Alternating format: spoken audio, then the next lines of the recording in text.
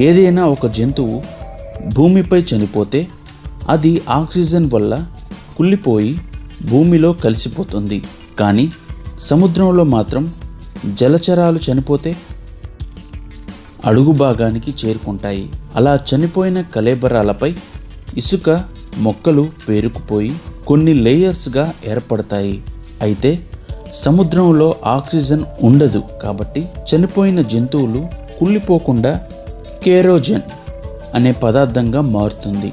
అలా వీటిపైన కొన్ని సంవత్సరాల పాటు ఇసుక బురద క్రమంగా పేరుకుపోవడం వల్ల లోపల టెంపరేచర్ ప్రెషర్ పెరిగి కీరోజన్ క్రూడ్ ఆయిల్గా లేదా న్యాచురల్ గ్యాస్గా మారిపోతుంది. ఇలా ఒక జంతువు క్రూడ్ ఆయిల్గా మారటానికి దాదాపు 22 లక్షల సంవత్సరాలు సమయం పడుతుంది.